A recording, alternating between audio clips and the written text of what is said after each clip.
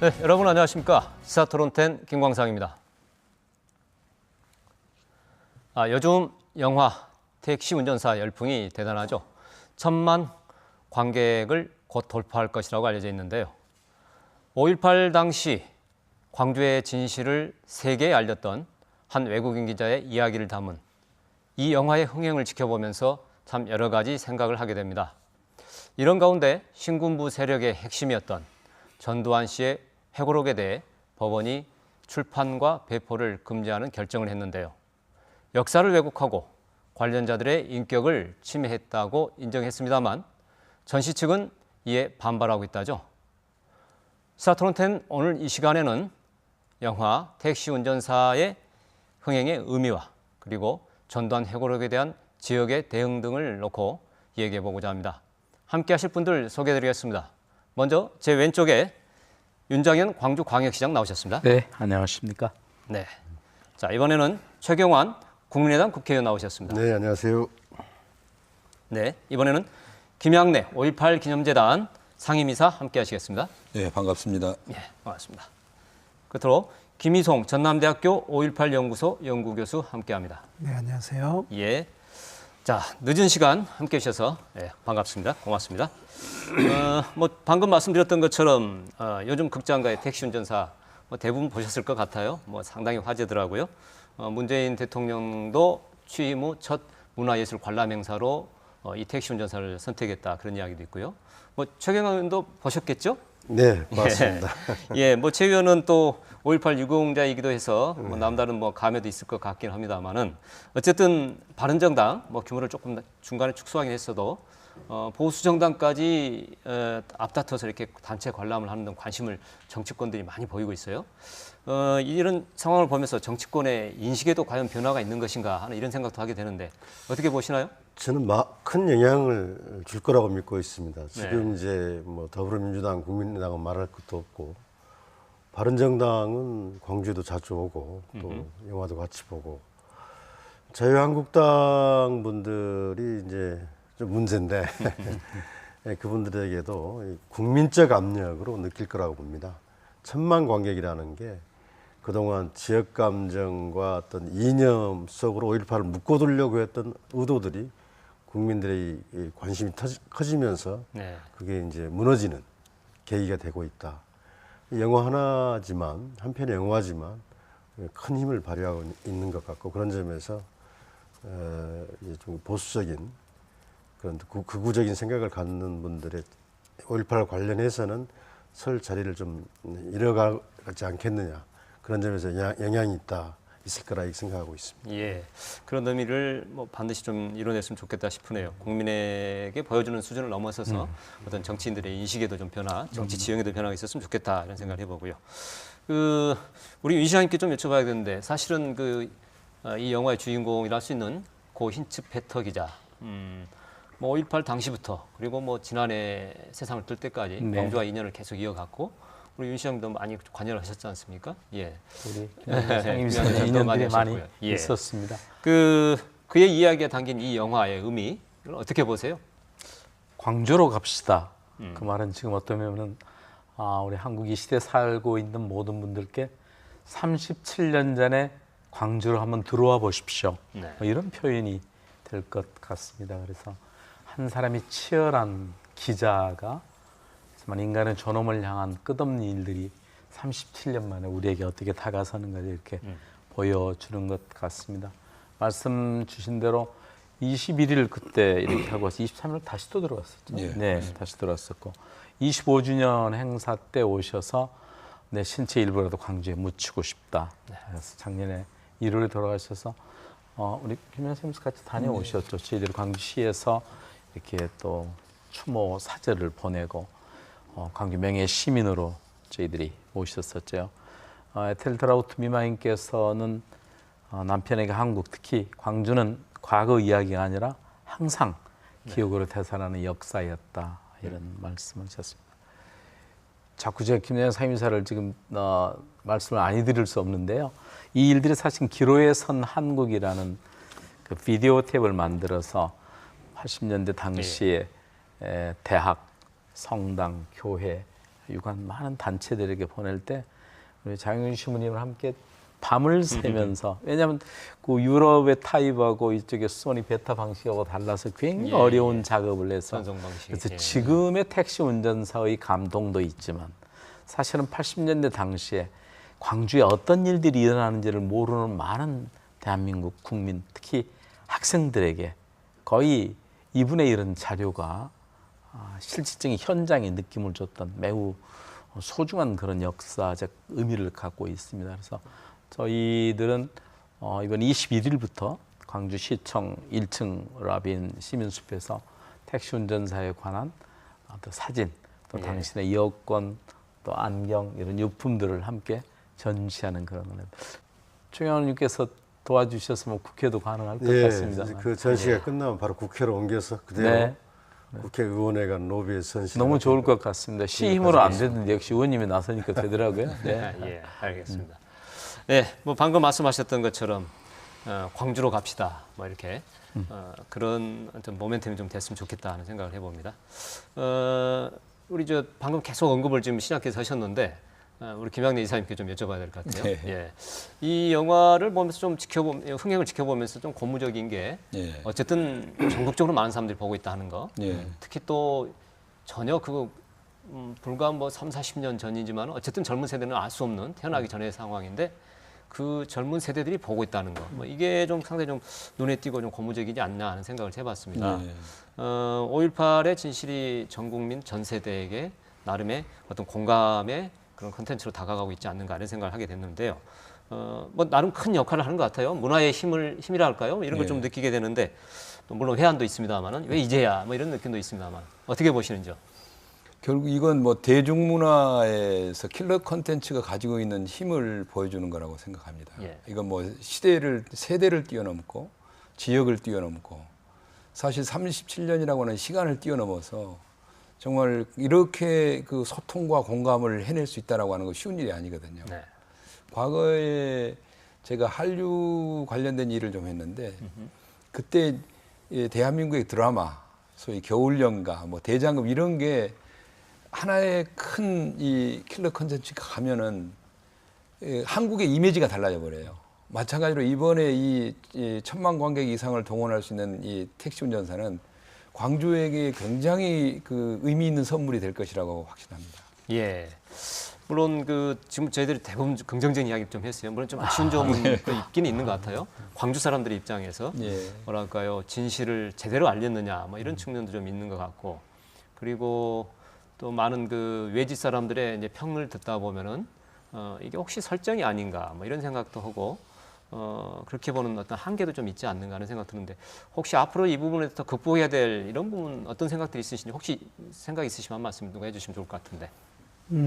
세대와 지역을 뛰어넘어서 공감을 하고 있는 내용이지만 이제 저는 이제 조조 프로를 봤는데 아침에 참 이른 시간에 아주 나이 드신 강주 지역 어르신들이 보시는 모습을 봤었거든요. 그래서 우리 지역에서도 관심이 많이 있구나. 근데 이제 37년 전 5.18을 경험했던 분들한테는 이게 속 시원하게 광주를 좀 이야기하지 못하고 있는 거 아니냐라는 아쉬움도 있으신 것 같아요. 그리고 이 영화가 좀 머뭇거리면서 5.18을 보여주는 그러다 보니까 이제 광주를 모르는 분들은 이제 그 37년 전의 진실에 접근하는 그 과정들이 쉽게 공감을 얻어가는 과정으로 이제 작용을 하지만 실은 이제 37년 전 강주에서 있었던 참혹함, 그다음에 37년 전 신군부가 어떤 목적으로 강주 시민들을 학살했는지에 대한 구체적 내용들은 잘 드러나지 않기 때문에 이제 그런 부분들은 아쉬움으로 남아 있는 것 같아요. 저는 이제 이게 자칫 영화로 끝나버리면 안 된다는 점이죠. 그래서 최경환님도 특별법 지금 제안해 주셨지만 바로 진상 규명에 대한 후속 조치가 바로 따라가주는 것이 매우 중요하다 이런 생각을 갖습니다. 저는 그 영화를 보면서 뭐 김양래 이사님 말씀하셨는데 영화 힘이 참 문화의 힘이 이렇게 크구나. 37년 동안 우리가 진상규명 활동을 위해서 얼마나 많은 일들을 했습니까? 그런데 일순간에 이렇게 국민적 공감을 얻는 데 성공을 하고 있잖아요. 영화를 통해서. 그래서 우리가 앞으로 저는 5.18 묘지 가면은 하나하나 전부 스토리가 있습니다. 그게 다 영화 한 편이고 드라마입니다, 이게.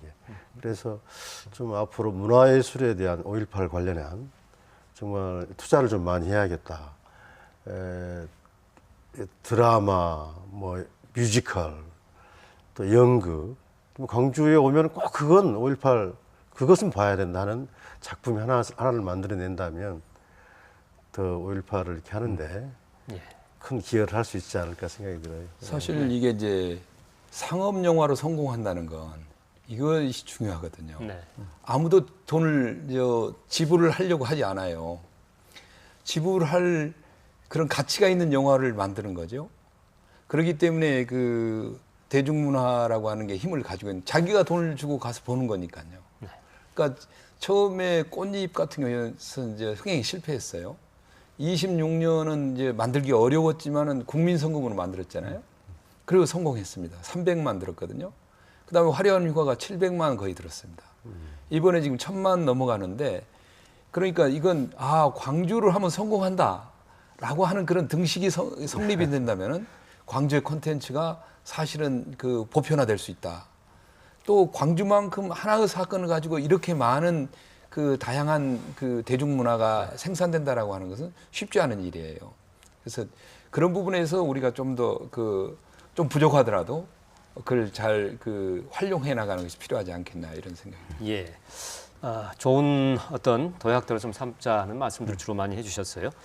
그런데 많은 국민들이 이렇게 공감을 하는데 그 중에 이제 일부 또 속이 편찮으신 분들도 분명히 있더라고요. 예.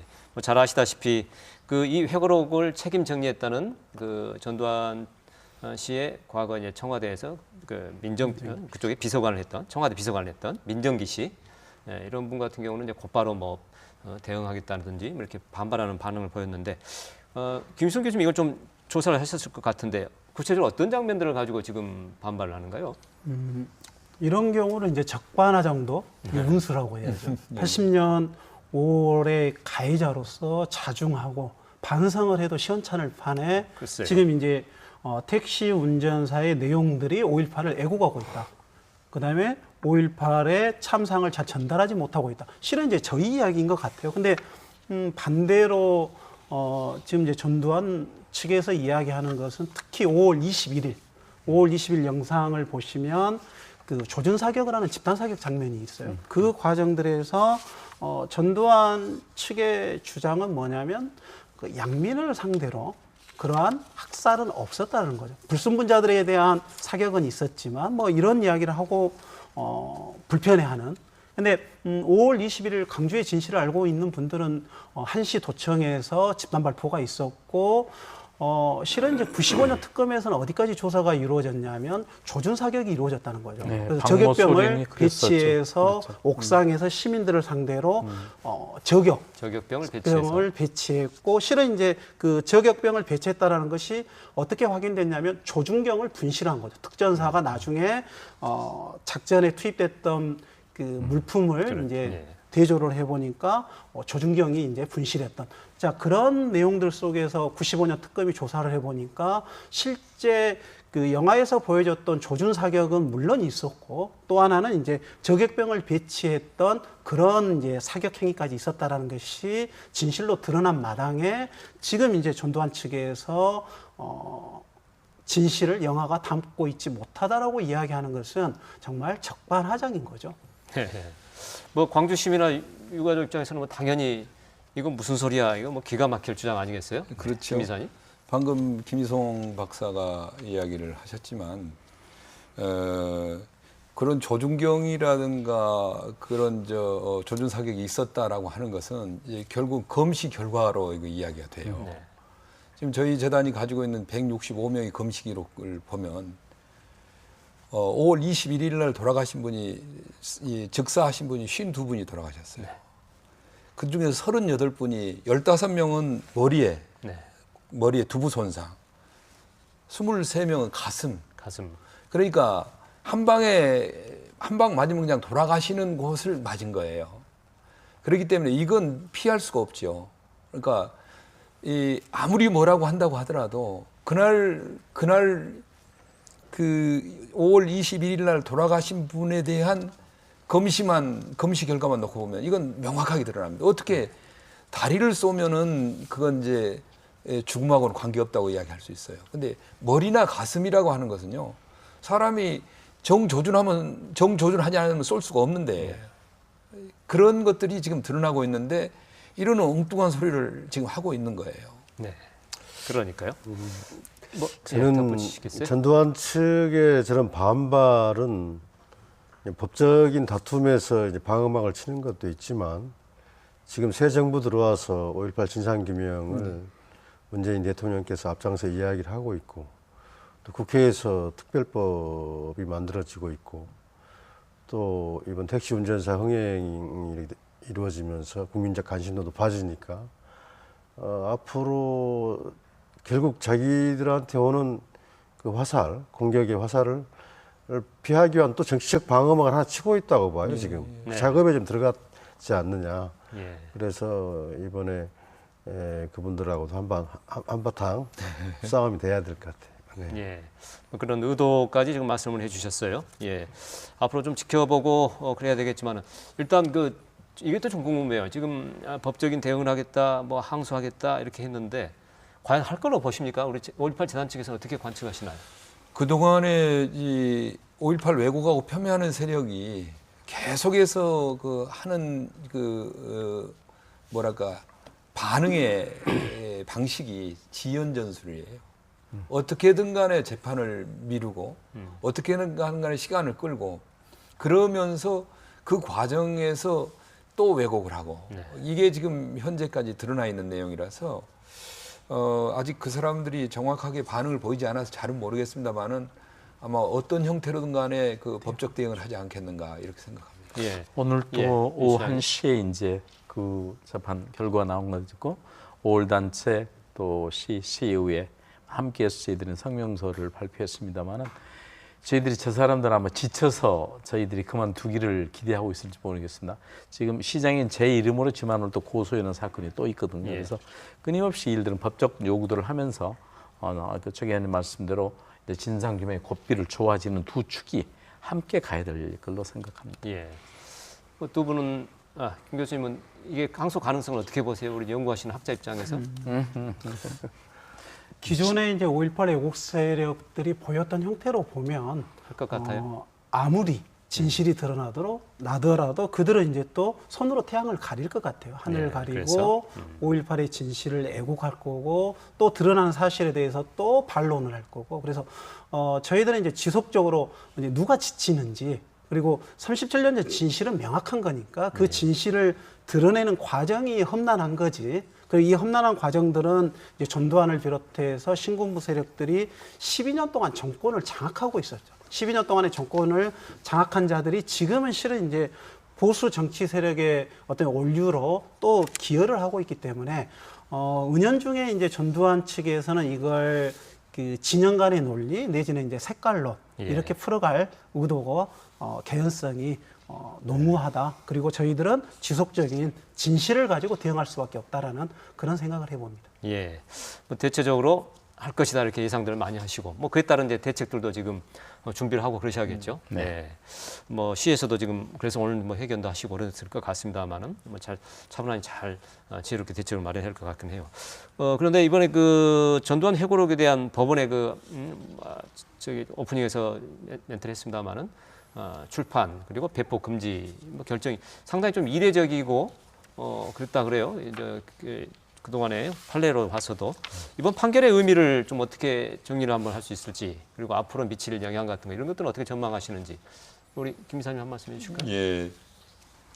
이번 판결은 지금 그동안에 저희가 2015년부터 그 왜곡 대응을 해왔고 그 왜곡 세력을 원천적으로 그 뿌리까지 파겠다라고 해서 그 접근을 했는데요. 처음으로 판결을 받았습니다. 네. 이게 징벌적인 손해배상을 처음 받은 건데요. 오늘 아침에 판결문이 나와서 그걸 바로 지금 이제 서울에 있는 이제 중앙지방법원에 제출을 했습니다.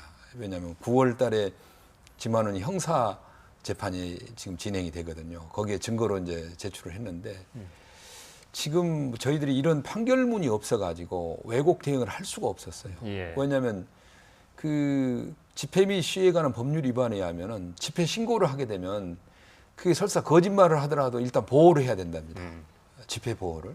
그런데 그것이 거짓말이라고 하는 걸 입증할 수 있는 자료가 있어야 되는데 저희가 판결문이 그동안 없는 거예요. 이번에 나온 판결문이 설사 충분하진 않지만 그런 부분에 있어서 일정하게 역할을 할 수 있으리라고 생각하고요. 네. 왜곡 대응에 있어서 이제 우리가 시작의 뿌리를 찾았다. 저는 그렇게 생각을 합니다. 예. 그런데 그 시중에 지금 법원에 이런 엄정한 명령이 내려졌음에도 불구하고 예. 일부 뭐 유통이 되고 있다. 뭐 이런 이야기도 조금 있어요. 그래서 이 부분에 대한 대책들을 좀 세우고 해야 될 것 같은데 뭐 유통을 막을 수 있는 어떤 방법들은 혹시 있는지 누가 조금 말씀해 주실까요? 우선 뭐 지금 현재 그 예, 법원 김 교수님 판결로 가처분이 나 있기 때문에 예. 지금 이제 새로운 심판 서적은 이제 유통이 될 수가 없죠. 유통이 되면 건당 500만 원을 재단에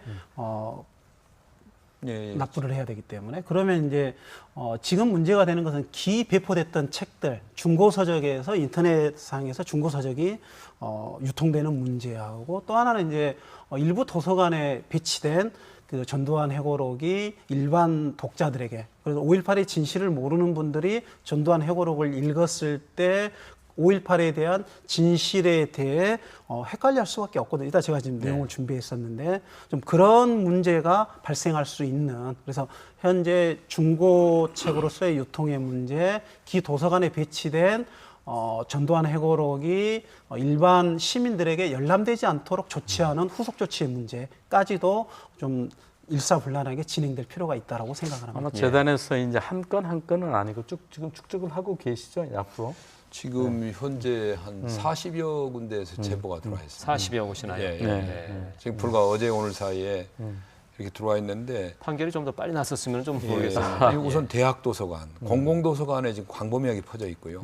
이제 광주에도 들어와 있어요. 그러니까 이게 지금 기증이 된 것인지 구매가 된 것인지 저희가 거기까지 아직 확인을 못했는데 네. 확인을 해야 될 필요가 있고 이제 그래서 지금 구체적으로 거기에 대해서 대여가 되지 않도록 또는 중고 사이트나 이런 인터넷에서도 그것이 판매가 되지 않도록 하는 작업들을 진행하고 있고 이제 서점에서는 그 수거를 해가야 되는 것은 출판사의 의무입니다. 그래서 서점에 대해서는 이제 그 사진을 찍어가지고 거기에 대한 이제 사유서를 붙여서 저희한테 보내면 저희가 그걸 가지고 직접 그 출판사하고 전두환에게 그 요구를 할 생각입니다. 예. 그래서 이제 오늘 그런 뉴스를 받고 시인 인권평화협력관실에서 각 공공도서관에 전부 저희들이 이제 요청을 이렇게 할 겁니다. 해서 예. 이런 사항들에 대해서 저희들이 같이 정보를 공유하고 있어서는 안 되는 일에든 차단을 하고 그 조처까지 함께 취하고 있습니다. 예. 여기서 이제 뭐 다른 이야기를 좀 넘어가기 전에 마지막으로 이 전두환 회고록 뭐 광주 시민들이야 누구든지 직접 경험한 분들이기 때문에 그것의 오류를 정확히 알긴 합니다만은 그쪽에서 주장하고 있는 것들에 대한 혹시나 모를 분들 또 젊은 세대들을 위해서 무엇이 가장 문제인지 하는 부분에 대해 조금 간략히 정리를 좀 해주시고 넘어가도록 하죠. 뭐 자료를 좀 준비하셨다면서요? 네, 전두환 회고록은 이제 의도적인 왜곡과 조작을 통해서 37년 전 강주가 불순분자들의 난동이었다는 주장을 하는 거죠. 그래서 제가 지금 전두환 회고록의 내용 중에 일부를 가져왔는데요. 네. 5월 21일 날 집단 발포가 있기 전에 이제 사건인데요. 지휘부 24단 지휘부 차량이 피습됐던 내용을 이제 전두환 회고록에 담고 있는데 여기서 시종일관 이야기하는 건 뭐냐면 24단의 지휘부 차량 행렬을 게릴라 작전하듯이 공격했다는 사실을 비춰보면 분명 그 시대의 정체에 대해서 의문이 생긴다. 이런 식으로 지금 이제 회고록에 작성이 돼 있거든요. 그러면 일반 시민들은 5월 21일 날 24단이 지휘부 차량이 어떻게 이동했는지에 대한 내용을 전혀 모르기 때문에 전두환 회고록을 통해서 불순분자들의 난동이라는 전두환의 주장들이 일면 타당하게 보이는 거죠. 근데 이제 이런 주장은 실은 군 자료까지도 왜곡하고 있는 거죠. 제가 이제 군 자료를 한번 가져와 봤는데요. 네. 이게 24단의 강주 축전 작전의 상보입니다. 자, 내용이 잘 보이지는 않으실 건데요. 8시 10분에 어떤 내용들이 나오냐면 24단 지휘부 차량이 동운동 고가를 지나서 광천동 쪽으로 오는 과정에 시대에 막혀서 이 24단 지휘부 차량 14대가 시대들에게 뺏겼다라는 내용. 근데 이제 충정작전 상보에는 어떻게 기록이 돼 있냐면 시내 상황을 파악하지 않고 진입했던 군의 문제가 있었다. 작전상의 문제라고 이야기를 하거든요. 자체 그리고 평가를. 작전상의 문제였고 또 이제 흥미로운 건 바로 8시 10분 전인 8시에 그 이 장소에서 실은 24단 61연대가 도청으로 진입하기 위해서 차량 40대를 타고 이동하는 과정에 시위대하고 부딪혔거든요. 그때 이제 61연대가 판단했던 것은 시위대가 안 강하게 저항을 하니까 우리는 돌아가자. 그래서 61연대가 실은 이제 상무대로 복귀를 해버립니다. 그 자리에 공교롭게 10분 후에 24단의 사단장 마크가 찍힌 차량들이 들어오는 거죠. 이제 시민들이 봤을 때는 10분 전에 24단이 상무대로 돌아가겠다고 약속을 했는데 그 차량이 왔기 때문에 시위대들하고 우연찮게 조우를 한 거죠. 조우를 했고 이 조우 과정에 충돌이 있었고 일부 이제 24단의 지휘부 차량을 운전하고 있던 군인들이 도망을 갔죠. 그리고 이제 실제 95년 특검에서 어떻게 진실이 규명됐냐면 그때 당시에 14대의 차량에 장교 1명, 운전병 1명. 근데 이제 이 장교는 권총을 갖고 있었고 운전병은 M16 소총을 그 탄환을 장전한 상태로 이동 중이었다는 거예요. 근데 당시에 이제 그 군인들을 다 조사를 해보니까 어떻게 이야기하냐면 시민들이 보호를 해가지고 자기들을 돌려보내줬다. 그래서 이제 특검이 또 물었던 게 그러면 당시에 그 실탄 그다음에 총기는 어떻게 됐냐라고 했더니 시민들이 다 가져가게 했다라고 이야기를 하거든요. 그래서 이 이제 이야기는 5월 21일 집단 발포가 있기 전에 전두환은 강주 시민들이 사전 무장을 하고 있었고 복면 시대가 군의 이동 경로를 사전에 파악하고 게릴라 작전을 수행했다라고 이야기하는. 그래서 이게 불순분자들의 의도적인 난동으로 이야기하지만 군 작전 상보에도 당시에 우연한 사건이 발생을 했고 우연한 사건이 발생했는데도 불구하고 당시의 시민들은 당시에 그 격앙된 분위기에서도 군인들을 보호했고 군인들이 소지하고 있었던 M16과 권총을 그리고 실탄을 고스란히 군인들 손에 쥐어서 상무대로 안전하게 복귀할 수 있도록 도와줬다라는 게 95년 특검의 조사 결과였다는 거죠. 이런 내용들은 전두환 해고록에서는 이 군 기록까지도 아주 의도적으로 왜곡하고 있다라는 반증인 거죠. 예, 대단히 의도가 있는 악의적인 왜곡이라 이렇게 볼 수밖에 없을 것 같네요. 그 외에도 이제 광주교도소 습격 사건을 이야기를 하고 있거든요. 광주교도소 습격 사건은 97년에 대법원 판결 때 서울 고등검찰청이 이건 내란 목적 살인죄다라고 그 민간인 학살 행위다라고 규정을 했어요. 그런데 대법원에서 그걸 자위권으로 받아들이질 않았습니다. 그러니까 서울 고등검찰청이 검찰이 조사를 한 바에 의하면 이건 내란 목적 살인에 해당하는 민간인 학살이다. 그런 내용까지도 교도소 습격 사건이라고 이야기를 하고 있고요. 지금 뭐 전일빌딩 그 헬기 기총수사 흔적이 나왔잖아요. 그런데도 불구하고 지금도 헬기 사격은 없었다 이렇게 이야기하고 있고 북한군 개입설을 이번에 이제 법원 판결이 났잖아요. 그것도 지금 지만원 이야기를 그대로 갖다 옮기고 있죠. 그러니까 정말 이건 그 황당하기 짝이 없는 뭐 상식적으로 이해할 수 없는. 근데 4월이다 보니까 이게 대통령 선거에 무슨 영향을 끼치기 위해서 한 거 아닌가 그런 의심을 갖는 그런 시기조차도 지금 그렇죠. 헬기 사격은 뭐 당시 61 항공대 202, 203 항공 UH-1H에서 직접 이렇게 사격했던 것이 나왔죠. 그렇죠. 물증 자체.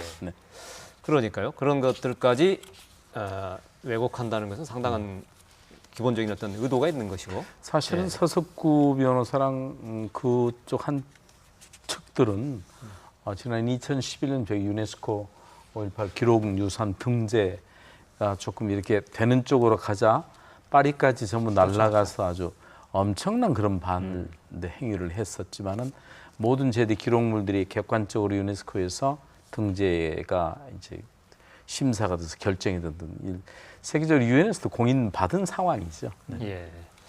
자, 그럼에도 불구하고 현실은 지금 계속적인 왜곡과 그런 폄훼가 이제 시도가 되고 있는 상황인 것 같습니다. 이제 지금까지 뭐 이런 이번에 영화를 계기로 해서 이것도 전두환 회고록에 대해서 쭉 간단히 이야기를 해봤는데요. 이제 이걸 넘어서 우리가 이제 그 진실을 다시 재구성하고 완전한 역사로 확립하는 그 큰 길로 나아가는 길에 있어서 어떤 과제와 전략 뭐 이런 것들을 하나씩 좀 짚어가면 좋을 것 같습니다. 일단은 이런 방금 말씀하신 것들처럼 많은 기록과 유엔과 정부와 법원과 모든 것이 인정하는 기록들, 사실들이 있음에도 불구하고 도대체 왜 이렇게 37년이 지나도 지금 진상규명을 이야기해야 되는가? 그 이유를 어떻게 봐야 될까요? 이 부분에 대해서 조금 생각들이 있으시면 한 말씀씩 부탁드리겠습니다. 우선 저희들에 대한 반성이 먼저 좀 필요합니다. 사실은 기념 사업부터 시작해서 또 유공자들의 예우 이런 쪽에 너무 이제 한쪽으로만 가 있지 않았나 하는 스스로 반성도 이렇게 드는 거고요.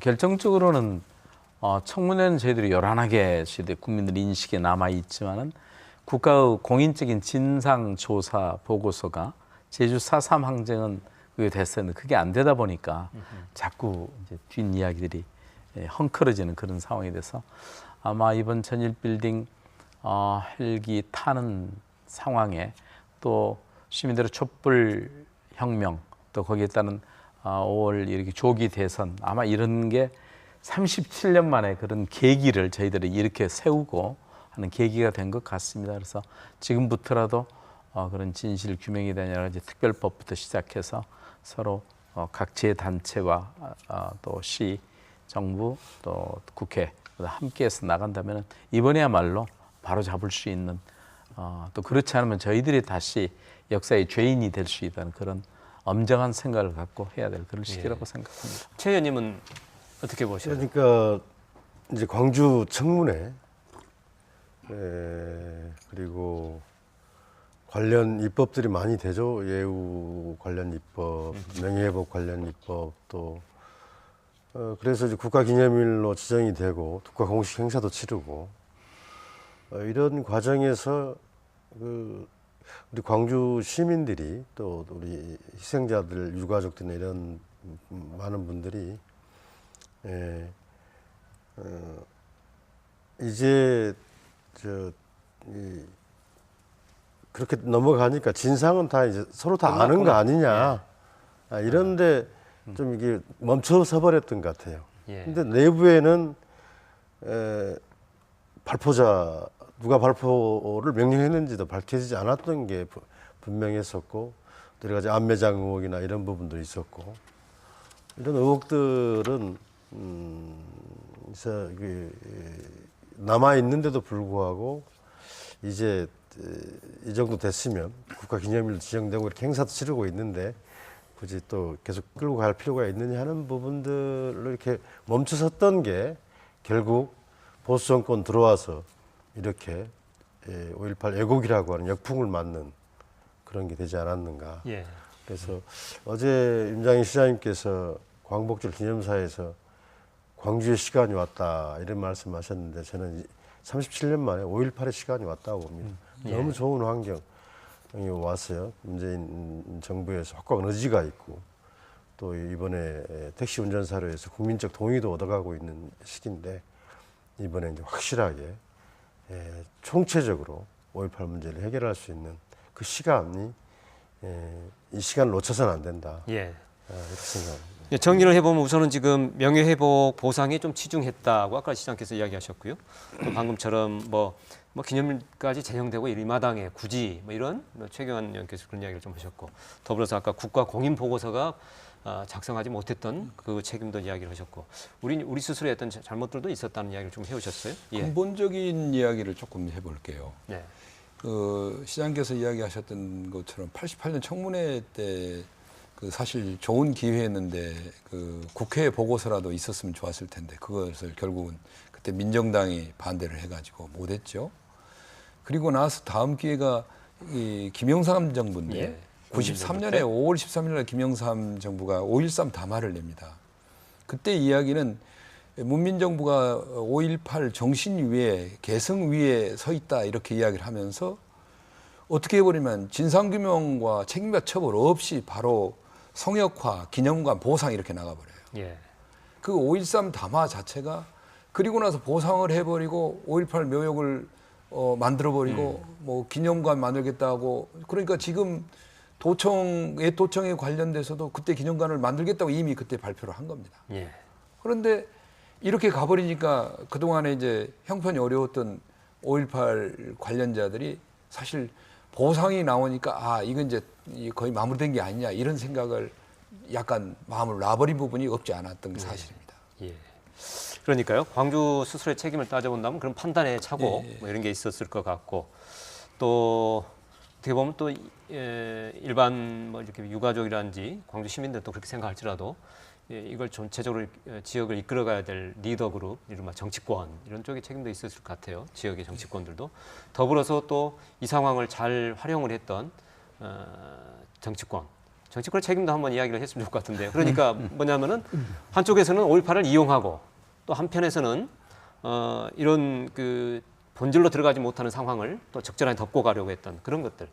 예. 이게 이제 그 5.18이 80년 5월에 폭동이라고 명명됐죠. 지금은 이제 민주화 운동이죠. 그래서 37년의 과정들 속에서 폭동에서 민주화 운동으로 오는 이 동력, 역사적 과정들에서 가장 중요한 건 진상규명이었죠. 진상규명이 전제되고 5.18 민주화 운동이 폭동에서 민주화 운동으로 그 다음에 국가 차원의 기념 사업으로 갔어야 되는데 실은 이제 진상규명이 이루어지지 않다 보니까 특히 이제 진상규명에서도 지금 이제 쟁점이 되는 게 군 작전에 관련된 부분들이죠. 군 작전의 전모가 드러나지 않는. 그래서 이제 80년 5.18 민주화 운동이라는 것은 국가 권력의 잔혹한 폭력이었거든요. 국가 폭력에 대한 진상이 규명이 됐어야 되는데 그 진상 규명이 이루어지기 위해서는 군의 작전이 일목요연하게 5월 18일부터 27일까지 그리고 5월 18일 이전에 군은 어떤 의도로 광주에 신군부의 특전단을 투입했는지라는 부분들에 대한 진상규명이 같이 이루어졌어야 되는데 이게 다 생략된 거죠. 그리고 이제 생략되는 과정들 속에서는 방금 이제 사장님이 말씀하셨듯이 정치적 그 논란 과정들 속에서 이 정도는 되지 않았냐 강주가. 그래서 강주가 더 이상 뭔가를 주장하는 것은 정치적인 부담이 되니까. 이게 이제 88년 국회 청문회 과정에서도 그런 이야기가 있었고 95년, 97년 12.12 및 5.18 사건 특별검사 과정들 속에서 또 전두환과 노태우를 기소하는 게 목적이었지 진실을 규명하는 주안점은 아니었기 때문에. 그리고 이제 5.18의 진상규명의 하나의 또 전환점이 됐던 게 국방부 과거사의 조사가 2005년부터 2007년까지 이루어졌던 거죠. 그래서 각 계기적 사건들은 있었지만 그 계기적 사건들에서 늘 천착했던 문제는 진상규명이어야 했는데 그 진상규명에 천착하지 못했던 그 시대적 한계 뭐 그럼에도 불구하고 저는 이제 진상규명이 한 발짝 한 발짝 전진해 왔다라고는 보지만 저는 이제 진상규명이 이루어지지 않는 그 과정들 속에서 기념사업, 배상, 보상의 문제가 선행되다 보니까 지금의 이제 어려움을 갖고 오지 않았냐 그런 생각을 해보는 거죠. 방금 이야기 중에 그 군 쪽 부분의 진상이 가장 규명이 좀 안 됐다 보니까 오늘 이런 상황을 또 전두환 회고록도 전부 그런 쪽을 중심으로 지금 이야기가 되고 있는 이렇게 되는데 국방부 이제 차원에서 진상 조사를 하겠다 지금 정부가 그쪽 방향을 잡았고 5.18 관련 특별법이 지금 추진되잖아요. 뭐 국민의당 쪽에서 열심히 지금 하고 있는 것 같고 그렇습니다만은 그렇게 되면 진상 조사는 다시 이루어지는 건가요? 확실하니? 지금 특별법의 가장 중요한 내용이 진상조사고 군에 대해서까지 군 내용 군 전반적인 전반에 대한 그러니까 이제까지 계속 많은 확정된 사실들이 있지만은 그런 그 이제 그 학살 또 뭐 여러 개 안매장 의혹들 또 의혹 사건들이 또 9.11 연구회죠. 5.11 연구회 분석반. 예, 거기서 왜곡이 많이 돼 있지 않을까 걱정. 국방부 내에서 청문회 당시에 자료를 다 왜곡을 시킵니다. 뭐 그 기무사령부, 은폐 의혹도 조사를 해야 되고 보안사령부 당시에 이런 지금 나온 헬기 사격 문제도 조사를 해야 되고 이런 내용들을 좀 총괄적으로 조사하는 건데요. 그래서 국방부가 이제 조사를 받을 것이 제일 많을 겁니다. 예. 성공할지 모르겠어요. 국방부 이번만큼은 확실히 될지. 그래서 이번에 이제 대통령 의지가 하도 너무 확고하고 또 그러기 때문에 저는 되리라고 보는데 최근에 이달 초에 8월 3일 날 국방부에서 총리실에 진상규명 활동 이렇게 하겠다고 보고를 했어요. 이 자료인데요. 예. 5.18 진상규명 향후 계획을 이제 예. 국방부가 총리실에 보고를 했는데 일단 국회 입법으로 제가 대표 발의하고 88명 의원이 서명한 이 법안을 중심으로 당정 협의를 통해서 진상규명위원회를 정부의 독립위원회를 만들겠다 이렇게 이야기를 하고 있습니다. 그래서 예. 국방부의 추진단을 만들고 모든 증언이나 이런 것들 협조하겠다. 예. 이런 내용을 이야기하고 있는데 더욱더 좀 그 정부에서 대통령 의지를 받들어 가지고 정부와 이쪽 특히 민주당에서 좀 진행을 좀 신속하게 해줬으면 그래서 이번 9월 10월 정기국회에 반드시 입법이 되도록 하는 게 일차적인 목표를 가지고 오늘 저희들의 성명서에서도 많은 분들 함께 주장했던 게 특별법 제정을 빨리 서둘러서 진상조사에 임해달라. 근데 이제 뭐 지금 이제 국방부 또 그 부분의 실무 책임자들이 저희 실을 한번 방문했습니다. 대통령 의지가 강하시고 이 정부에 분명 방침이 있기 때문에 그래서 이야기를 전에 같으면 저희들이 좀 만나기도 약간 쉽지 않았었는데 직접 오셔서 이러이러한 자료들을 저희들이 찾아서 최선을 다해서 성의껏 국방부가 이런 태도를 예. 시에서 와서 이렇게 하고 또 5.18 단체하고도 협력하겠다고 이렇게 그러고 있는데 의아스럽긴 한데 그럼에도 불구하고 걱정이 많거든요. 예. 이게 이제 그 뭐 정부의 의지, 그 다음에 국민적 공감, 임에도 불구하고 37년 동안 진실이 규명되지 않았다라는 것은 이 진실 규명의 과정이 그만큼 어렵다는 거죠. 예. 어렵다는 거고 지금 이제 37년이라는 시간이 흘러버렸기 때문에 그 5.18 당시에 군 작전의 전모는 두 가지 방법으로 이제 제가 봤을 때는 확인할 수밖에 없는데 하나는 이제 군 기록을 통해서 검증할 수밖에 없고요. 근데 이제 군 기록이라는 건 앞서 이제 사회자님도 말씀하셨고 김양래 이사님께서 말씀하셨습니다만 5.16 분석관이라든가 보안사에서 이걸 이제 다 조작하고 군에 유리한 방향으로 청문회 내용을 대책팀이었죠. 다 이제 변형을 해놨기 때문에 이 군 기록이 진실을 담고 있을 것이냐. 라는 이제 의구심이 있는 거죠. 그럼에도 불구하고 군 기록은 일차적인 이제 그 80년 5월 진상규명의 토대가 되기 때문에 저희들이 많은 자료를 발굴하고 검증을 해야 될 것 같고요. 두 번째는 군 관계자들에 대한 조사가 필요한 거죠. 당연히. 군 관계자들에 대한 조사가 실은 이제 95년 특검 과정에서 이루어졌음에도 불구하고 잘 진실 규명이 안 되거든요. 가령 이제 헬기 사격에 관련해서 제가 이제 헬기 조종사 진술서를 한번 가져와 봤는데요. 89년 당시에 조비오 신부님을 대상으로 해서 고발장을 낸 거예요. 이것도 이제 적반하장인 거죠. 이 적반하장의 내용에 어떤 내용들이 나오냐면 헬기 조종사들이 다 참가 기간을 기억을 못 한다고 합니다. 9년이 지났는데 본인들이 어떤 작전에 투여됐고 몇 번 출동했는지에 대한 기억이 없다. 군 관계자들의 이야기였거든요.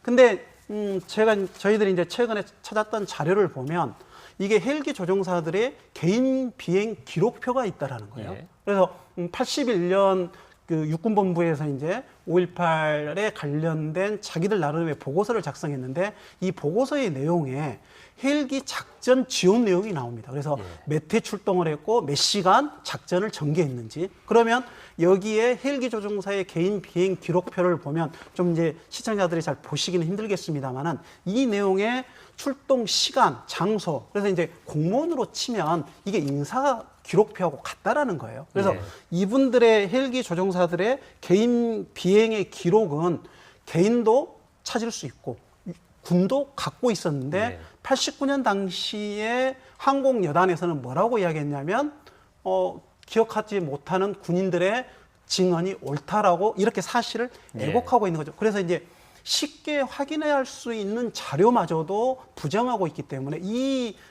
헬기 조종사들의 개인 비행 기록표도 이건 95년 특검에 제출했는데 95년 특검에서는 이걸 그냥 관가했던 것 같아요. 예. 이걸 보면서 헬기 사격에 대해서 좀 더 조사를 했으면 지금과 같은 진상 규명이 예. 조금 더 진행이 됐을 것 같은데 제가 이제 알겠습니다. 드리고 싶은 이야기는 뭐냐면 군 관계자들에 대한 철저한 조사, 이 조사를 위해서 저희가 정부가 법률도 만들 거고 조사위원회가 꾸려지면 잘 될 거라고 기대할 게 아니라 지금부터 꼼꼼하게 촘촘하게 자료를 읽어내고 조사를 통해서 이 조사의 사전 그 조사를 저희들이 강주 지역에서라도 해놓을 필요가 있다라는 거죠. 그래야 알겠습니다. 나중에 진상 규명이 훨씬 그래서 빠르게 이제 그런 연구자들이나 면에서 크로스 체크도 필요하고. CS도 예. 진상조사 지원단을 만들어서 연구자들과 함께 그런 시나리오를 나름대로 또 만들어 가고 있습니다. 예. 그- 이렇게 그런- 해서 이런 과정들을 거쳐서 증거를 이제 크로스 체크도 하고 등등 여러 가지 방법을 통해 최대한 조사를 했을 때 이런 책임자들에 대한 처벌도 가능한가요? 시효라든지 이런 것도 생각할 때 어떻게 돼 있습니까?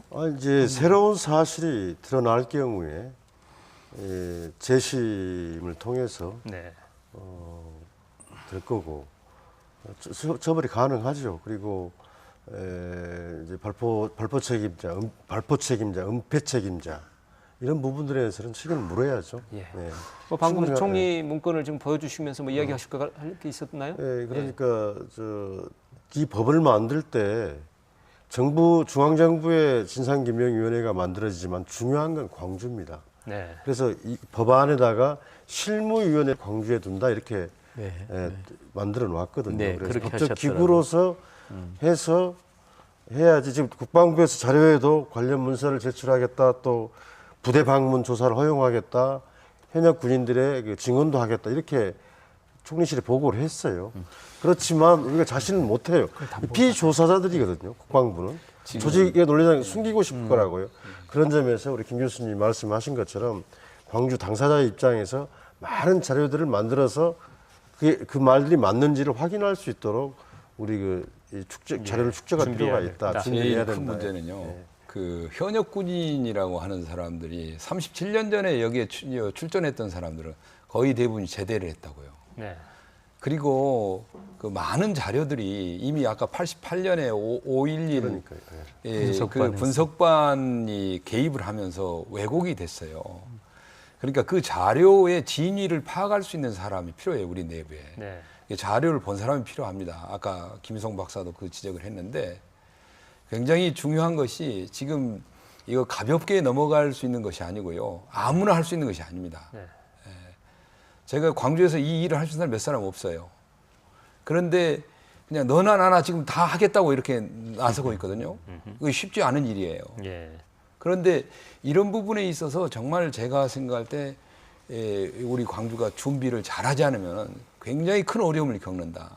그렇게 생각합니다. 왜냐하면 우선 이 부분에 대한 자료를 본 적이 없는 사람이나 경험이 없는 사람이 그 일을 할 수 없어요. 이제 갑자기. 예. 그래서 정말로 이건 다시 광주에 떨어진 문제고 예. 다시 광주가 이 부분에 대해서 어떻게 대응할 것인가에 대해서 진지하게 고민을 해야 되고 알겠습니다. 예, 그렇게 해야 된다. 자, 이제 시간이 생방송이다 보니까 또 시간을 좀 조정을 해야 될 것 같아서요. 마무리해야 될 것 같습니다. 그 방금 말씀하셨던 것에 근거해서 이제 우리가 어떻게 할 것이냐 이 부분에 대해서 우리의 자세를 할까요? 이런 부분에 한 30초 정도씩만 좀 이야기를 해주시고 정리하는 걸로 하겠습니다. 누가 먼저 하실까요? 네. 시장님 먼저 하실까요? 네. 오늘 이제 귀한 자리인 것 같습니다.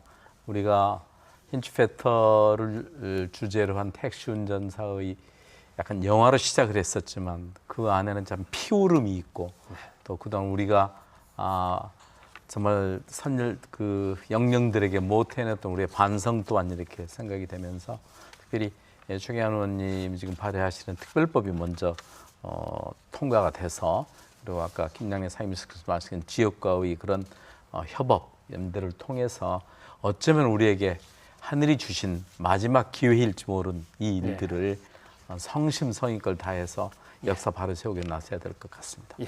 자, 최 의원님. 네, 오늘 귀중한 토론 감사합니다. 특별법 정말 우리가 정말 5.18의 시간, 광주의 시간에 맞추기 위해서 노력해야 됩니다.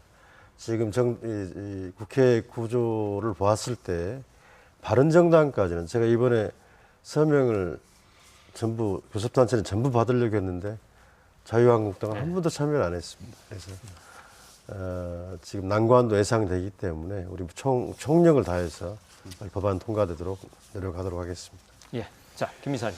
예, 5.18 단체는 북한군 개입설을 주장하는 자유한국당의 주장까지도 지금 수용하고 있습니다. 그렇기 때문에 자유한국당이 지금 이 법안을 거부할 명분은 없어졌다고 생각합니다. 정치권이 조금 더 나서서 이 문제를 반드시 진상규명 특별법을 만들어가지고 조사권, 기소권을 가져야 됩니다. 그래서 이걸 통해서 정말 광주의 명예를 반드시 회복하는 그런 좋은 기회가 됐으면 좋겠습니다. 조사권, 기소권. 예.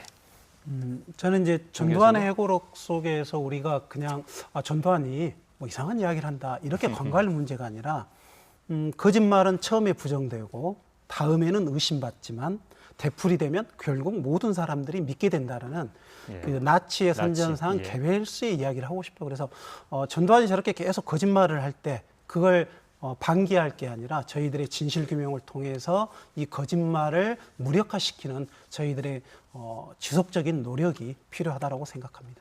예. 자, 오늘 네 분 늦은 시간까지 함께 해주셔서 감사합니다. 감사합니다. 네, 37년이라는 세월. 그럼에도 여전히 5.18 진상규명을 얘기해야 하는 현실. 그것은 바로 명예회복이나 5.18의 전국화 같은 후속 과제들에 앞서서 첫 단추부터 잘못 우리가 꿰지 않았는가 하는 생각을 하게 되는 상황입니다. 또 어처구니없는 이런 왜곡과 폄훼 이 앞에서 우리가 좀 어떻게 해야 될까 하는 그 이유가 또 여기에 있기도 합니다. 하지만 역설적으로 그렇게 바로 지금이야말로 역사와 진실의 힘을 다시 되살려내지 않을까 하는 생각을 해봅니다. 시사토론10 오늘 순서 여기서 접겠습니다. 시청자 여러분 함께해 주셔서 고맙습니다.